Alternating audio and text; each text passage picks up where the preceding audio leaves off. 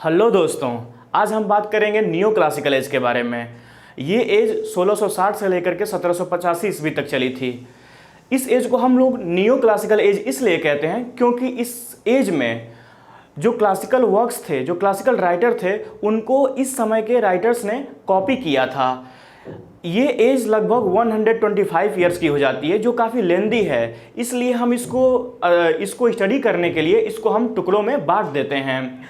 तो पहला हमारा फेज़ जो आता है इस एज में, वो 1660 से लेकर के 1700 तक आता है, जिसको हम लोग रेस्टोरेशन एज के नाम से जानते हैं। और उसके बाद फिर 1700 से लेकर के 1745 तक अगस्टन एज आती है। और फिर 1745 से लेकर के फिर 1785 तक हम लोग एज ऑफ सेंसिबिलिटी, या फिर हम इसी एज को एज ऑफ जॉनसन भी कहते हैं। दोस्तों, आज हम बात करते हैं। पहले हम लोग रेस्टोरेशन एज के बारे में। दोस्तों, इसको हम लोग रेस्टोरेशन एज इसलिए कहते हैं क्योंकि यहाँ पर जब सिविल वार ख़त्म हुआ था, इंग्लैंड में जब सिविल वार ख़त्म हुआ था, तो उसके बाद चार्ल्स सेकंड सिंहासन पर बैठता है। इस प्रकार से मोनार्की फिर से रीस्टोर हो जाती है। और इस मोनार्की के रीस्टोर होने की वजह से हम इस एज को रेस्टोरेशन एज कहते हैं। प्यारे दोस्तों, इस एज में जो फेमस राइटर हैं उनमें से पहला नाम आता है सैमुअल पेपीज का। ये अपने समय में फेमस इसलिए थे क्योंकि ये डायरी लिखा करते थे। इनकी डायरी जो है वो उसमें जो इवेंट्स हुआ करते थे उस समय के, जो जैसे कि कोरोनेशन ऑफ चार्ल्स सेकंड, और उन्होंने 1665 में फैले हुए प्लेग को दिखाया। 1666 में फैली हुई आग को उन्होंने दिखाया। और इसी प्रकार के वो घटनाओं को अपने डायरी में मेंशन किया करते थे। उन्होंने बहुत ही अच्छी तरह से 17th सेंचुरी में रह रहे इंटेलेक्चुअल लोगों के दैनिक दिनचर्या को उन्होंने अपने डायरी में क्लियरली मेंशन किया है। दोस्तों, इनके अलावा उनके डायरी के थीम रहा करती थी जिसमें वो लव को दिखाया करते थे। और उस वक्त समय में जो लंदन में जो मनोरंजन के जो साधन थे उसको वो दिखाया करते थे।